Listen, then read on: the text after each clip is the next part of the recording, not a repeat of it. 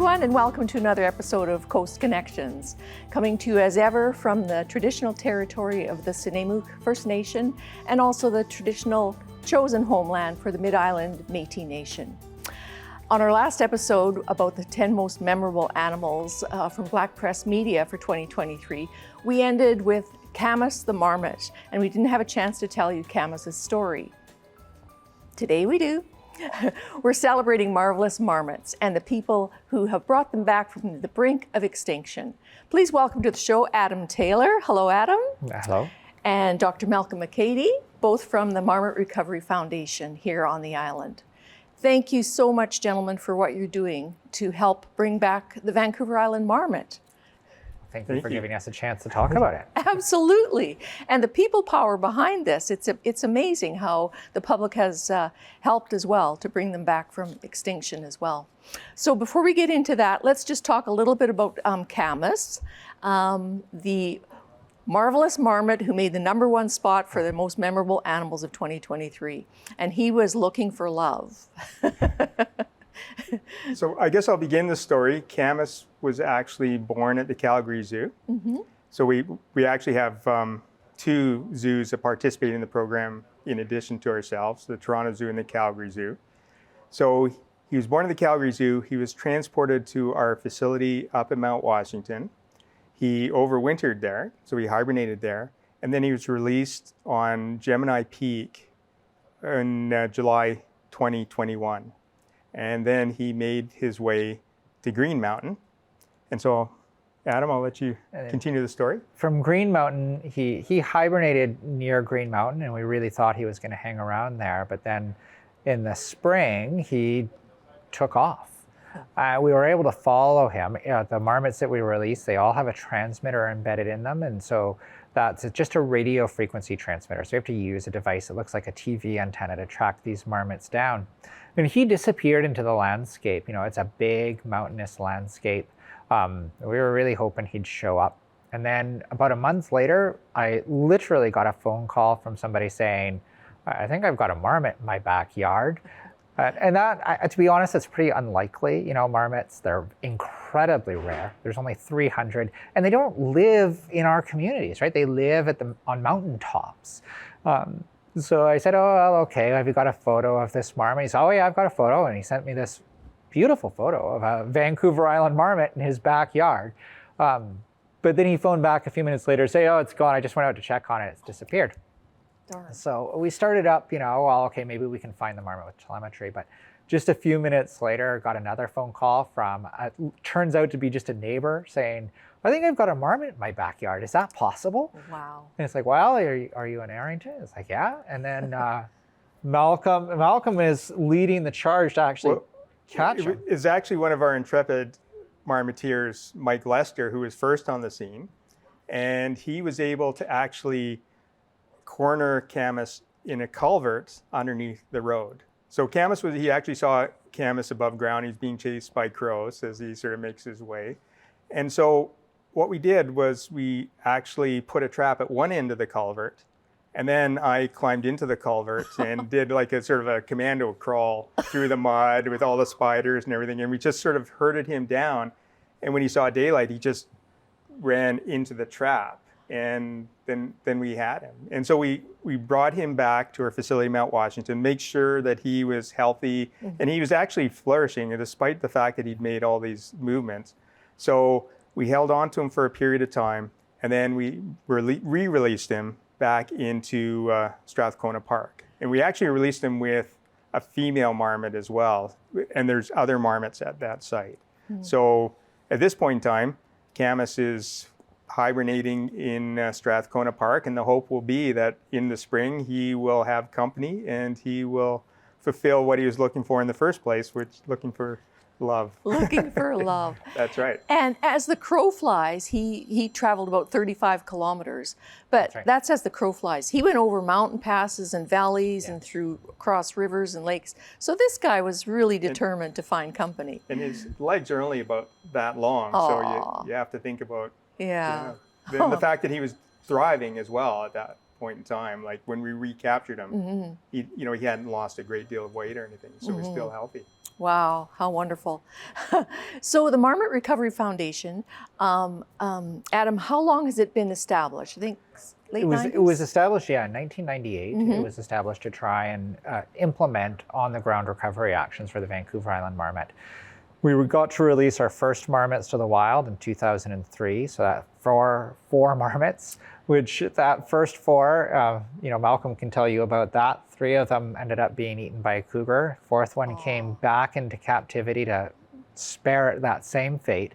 But since then, we've released another, what are we up to, 576 marmots? Actually, 630. 630 marmots. Yes. Wow. And from a low of, what, was about 30 back in 2004? At the end of the 2003 field season, when the marmots really at their lowest point, we only knew of 22 wild marmots at 5 different locations. So, I mean, the species really was circling, the drain towards extinction. So, we've been able to build up their wild numbers, and not just 5 sites, but we're looking at about 34 different sites on the island that have marmots as well. So, it's been our efforts, but also, the marmots themselves as well that have put a lot of effort into this. So, Adam, was it, what were the factors that made these almost go extinct? So there were a bunch of different factors. I mean, mostly it had to do with landscape changes on Vancouver Island. So certainly we know that marmot meadows themselves are relatively untouched. They're very, very high elevation, very harsh ecosystems for people to try and occupy. They're avalanche chutes and bowls. But of course, every ecosystem, no ecosystem is an island, right? Everything interacts with the ecosystems around it. So in the case of marmots, things like logging, marmots would actually move into cut blocks. So you can't log a marmot meadow, but the marmots would move into the cut blocks. And then as the cut block regrew, the marmots would simply die. They need the open space to be able to detect predators. So unfortunately, as the trees began to grow, it actually provided cover for things like cougars and wolves to hunt the marmots and to be incredibly successful.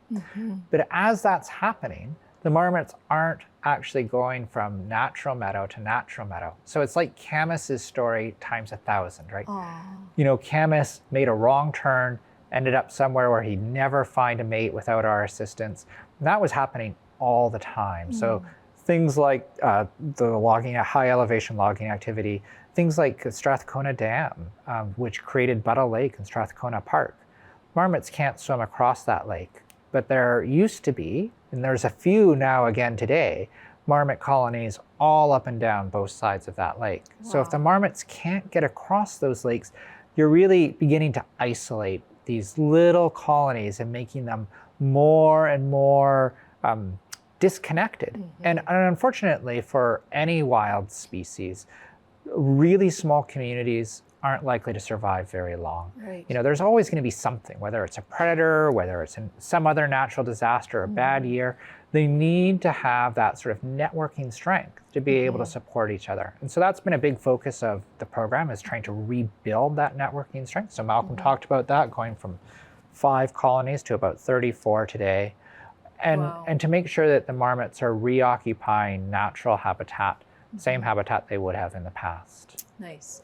And Malcolm, there's 18 different species of marmots worldwide? There's actually 15 plus. Some of them taxonomically are still a bit uncertain. But yeah, so there's 15 plus species of marmots. They're all pretty much found in the Northern Hemisphere.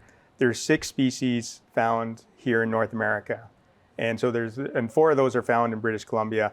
But there's really only one native species on Vancouver Island, which is the Vancouver Island Marmot. Yeah. And it's by its distinctive chocolate coat, as I'm looking at this one. No, don't eat it, Liz. Chocolate coat and the beautiful white markings. And then there's the yellow-bellied marmot as well, which is quite distinct. Yeah, so the yellow-bellied marmot is actually a species that is found, like in British Columbia, is actually found sort of in the dry interior. And their numbers sometimes get to the point where they're considered to be a nuisance species. But the other thing that we've seen over the last decade or so is that some of those yellow-bellied marmots actually stow away in vehicles or building supplies or whatever and end up here on Vancouver Island. And that is a bit of a concern in terms of the threat to our own Vancouver Island marmots, in terms of disease or the possibility of hybridization. So would they interbreed, Malcolm? we don't really know, and I guess Okay. it's an experiment that we really don't Yeah. want to know, right? Like, because it would affect the intrinsic genetics of the species here. And then the hoary marmot, we also have a photo of that one. Where does that one live? So the hoary marmot actually is found from sort of the mountains in the northwestern United States all the way through the mountains of British Columbia up into Alaska, all the way up to almost the Brooks Range. So quite a widely distributed species. It's quite closely related to the Vancouver Island marmot, but the two are considered to be distinct species. And certainly, when you look at the two of them, they're quite distinct from one another. And just to let viewers know as well, Malcolm, that you were a doctor, a veterinarian doctor, a Yeah, wildlife veterinarian. Yeah, that's right. Yeah. So you have a wide range of experience with wildlife. Yes, Yeah. I've been You should very be lucky. okay here on the set then with the crew. Oh. Now let's talk about some of the characteristics of the Vancouver Island marmot. And Adam, one of the very distinctive things is the way they communicate, their whistle. Yeah, so Vancouver Island marmots have actually at least 5 distinct vocalizations, and that's more than any other marmot species in the world. So, they do have that very loud whistle. My personal favorite call, I think this is true for a lot of the crew, is it's a call we call a kia. And it's sounds like somebody saying kia almost. It's hard to describe, but what's special about it is that when you hear it, you almost always know there's young nearby.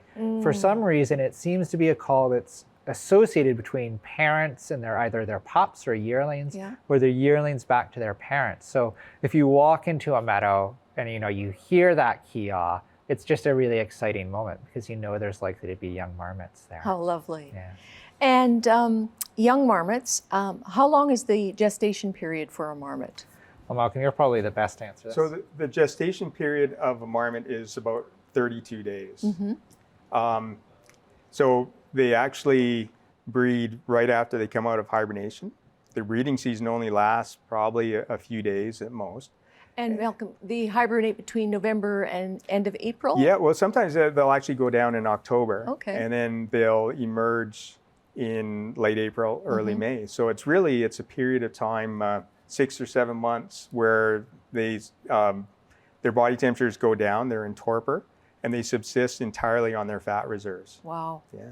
Yeah, it's a pretty amazing process. And how much weight would they lose during hibernation? Well, it actually, Half their body weight? yeah, it can be like 30 to 50% typically is sort of the range of weight loss during hibernation. Wow. From my perspective, one of the amazing things is that they do reproduce right after hibernation. So they've just gone through this profound weight loss. They're coming out of that, and the females, that's when they're going to get pregnant. And then after they actually give birth, they're going to have to actually feed their young milk for a month. And so during that period, it's almost impossible for them to put weight back on. Wow. So one of the challenges of recovering a species like this is that they don't reproduce very often. They only reproduce typically once every other year, and they don't produce big litters. So we always think of rodents as having lots and lots and lots of babies, but a Vancouver Island marmot, will have 2 to 6 young every other year, and probably only breed maybe 2 to 4 times in their entire life. Wow. So it's just an adaptation to living in these incredibly harsh, high elevation ecosystems. We have a really cute video that you provided of 3 little marmots coming out of their burrow for the very first time into the wild. So these are marmots that we released this past summer to Haley Ecological Reserve. And those marmots, I mean, I've been with the foundation now for 9 years, and it's still amazing for me. You take these marmots, they've been in captivity their whole life.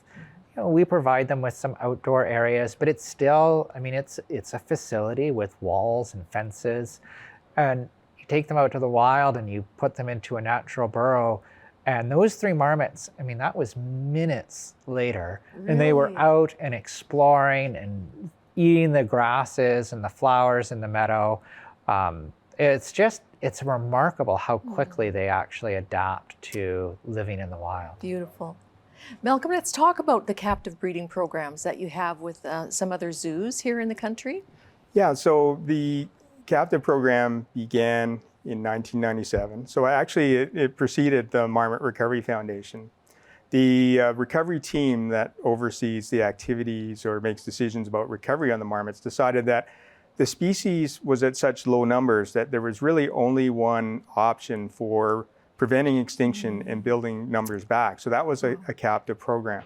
So in 1997, 6 marmots were captured and sent to the Toronto Zoo. And then the following year, 4 marmots were actually sent to the Calgary Zoo. And then in 2000, there was a facility in Langley, the Mountain View Conservation and Breeding Society. And then in 2001, we'd finished construction of our dedicated facility at Mount Washington. And the reason that we spread them out like that is because of the fact that, you know, if you have something catastrophic, like some infectious disease go through your population at one of the facilities, you don't have all your eggs in one basket, so you've sort of spread them out. So the goal first was just to work out all the husbandry and health concerns and questions that we had. So that was a process. We had our first breeding of marmots in captivity in 2000 at the Calgary Zoo. And then we didn't want marmots to be in captivity for too long. So we actually started the first release in 2003. And so from 2003 to about 2012, we're actually able to build up the numbers quite considerably to, like, we were actually looking at about 375 marmots. And then we kind of, you know, just sort of took a step back and just allowed some of the colonies to sort of go on their own. And we found that that wasn't sufficient numbers for sustaining the population. So every year we have marmots, we have very good breeding. We've worked out most of the breeding questions that we had. And every year we have marmot pups. They're either born at our facility at Mount Washington or they come from the other zoos. They go through quarantine and then they're all hibernated at the facility. So right now we've actually got all these marmots up at our facility at Mount Washington hibernating. We've actually got 115 in the building right now, which is a lot.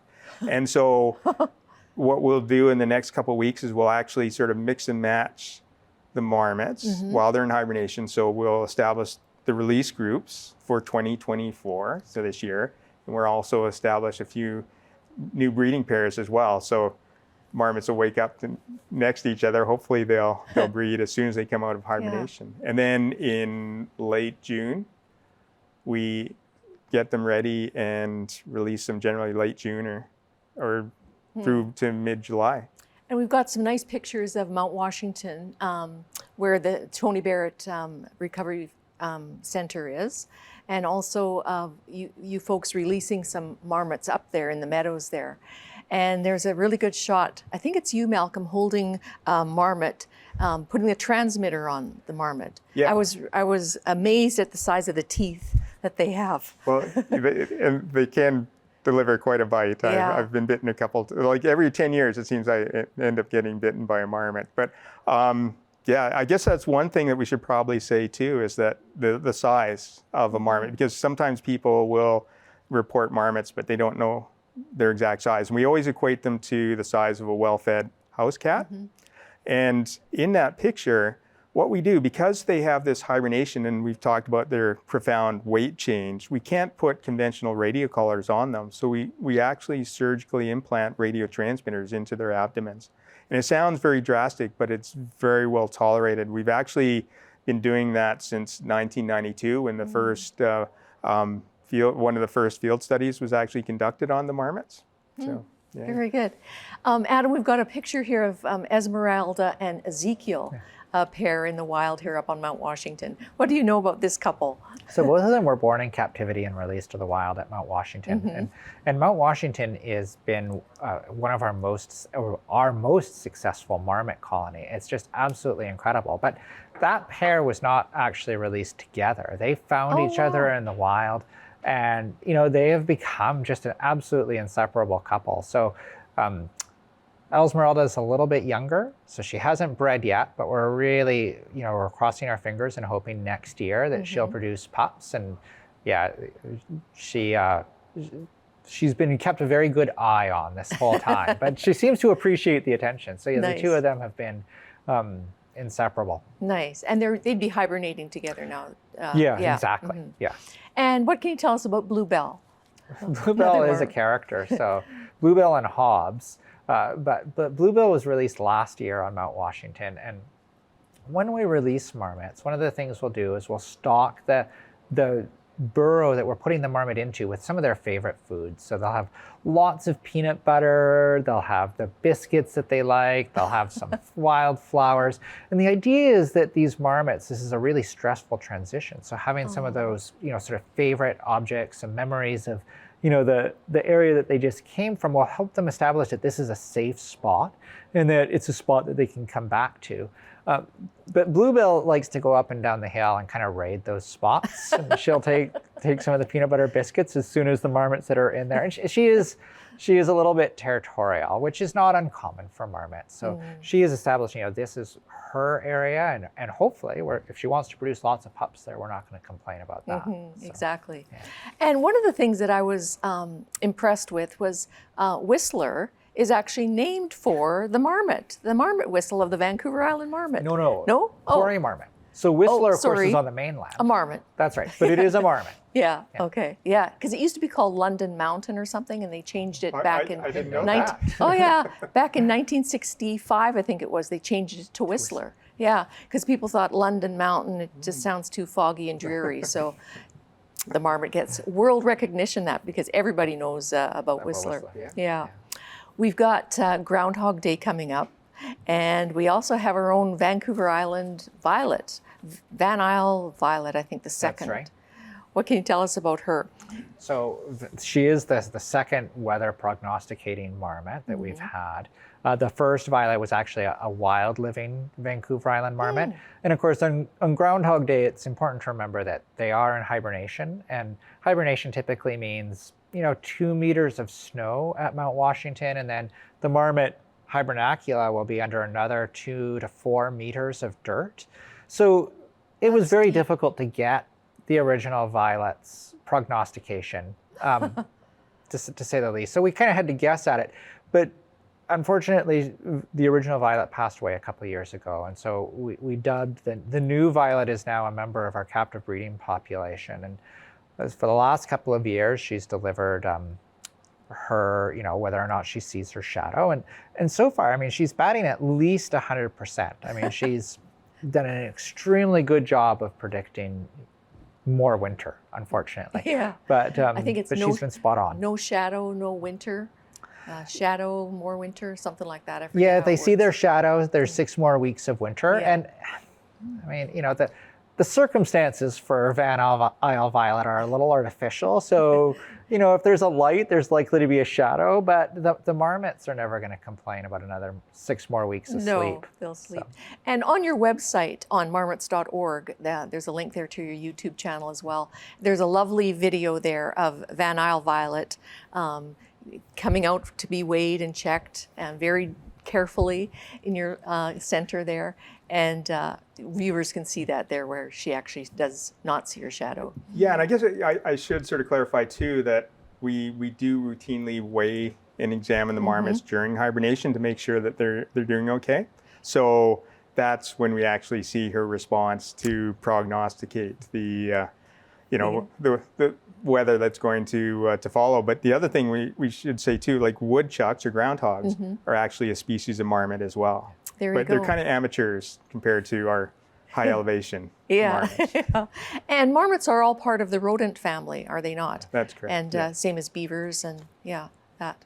Now, how can viewers support the wonderful work that you're doing to save these animals from extinction? Well, I do think it's worth noting that about 75% of our funding comes from public donations, and literally the marmot would not be alive today without that support. So I cannot say thank you enough to the people who have made it possible for us to save these animals and to literally save this animal from extinction. If you go to our website, you can donate. You can call us to donate. and just know that your donations are going straight to on-the-ground work. So releasing these marmots, implanting them with transmitters, translocating marmots like Camus so that he has an opportunity to contribute to the future of his species. That's the work that we're doing, and it is working. So Malcolm talked about in 2003, we could find 22 marmots in the wild. This fall, as we were counting the marmots going into hibernation, we're up to about 306. Wow. So still an incredibly rare species, but its population is going in the right direction. Mm-hmm. I think the other thing that we should also mention in terms of the public contributions is the report of sightings as well. Mm-hmm. Obviously, Camus is a good example of how those sightings really help, because, he, rather than him being lost in the wilds of Arrington, we're able to move him into a breeding situation. Mm-hmm. The marmots have actually been reported at several different sites over the last couple of years. Those are new sites that we didn't know about. So not where we put the marmots, but where descendants of the marmots that we put out there have moved to. So that's really important as well in terms of helping us to, just keep track of the population. Very good. And you can adopt a marmot, right, Adam? That's right. You can adopt a marmot. You can, you'll get a certificate and one of these stuffed marmots. And then you'll get updates on how the marmots are doing, and it's an incredible way to connect with these animals that are being released to the wild and are reestablishing this species' place in our mountains. Well, gentlemen, congratulations to you both, and for all the volunteers that work there at the Tony Barrett Recovery Center on Mount Washington and the staff at the zoos. You're just doing marvelous work, and it's so lovely to see such a good news story like this. We just have a couple minutes left. Any closing thoughts you'd like to share with us, Malcolm? Well, I guess I always find that working with the marmots, it's kind of like you've got this popular friend, and by extension, you become popular. But I mean, like, I've been working on them for a long time, and I've been I've seen the colony or the population almost go extinct. And so, after all these years, I mean, we're not out of the woods yet, but it's just so encouraging to see the numbers going up. And I think, if we continue our efforts, I think we will be able to get them up to that point where they're self-sustaining. Very nice. And Adam, just a couple seconds here. Prior to working with Vancouver Island Marmots, I've had the opportunity to work with other endangered species as well. And one of the things that I do think is really important about the marmot story is that it demonstrates that we can save even our most endangered species. And unfortunately, there are a lot of species that really need support. Yeah. And it's really too easy, I think, sometimes to write them off. And so I'm really just incredibly proud of the work that we're doing to show that it is possible to bring back even a species that was right on the absolute brink of extinction. And that's going to be so important in the future, that the tools that we're developing will be used by other recovery programs as well. Thank you, Adam. Yeah. Very, very good. Thank you, gentlemen. And thank you for supporting the Vancouver Island Marmot Recovery Foundation. Adopt a marmot. You can help bring them back from extinction. Not all heroes wear capes, as we've learned here from Malcolm and Madam, how they're helping the marmots. We'll see you next time on Coast Connections. Thanks for watching.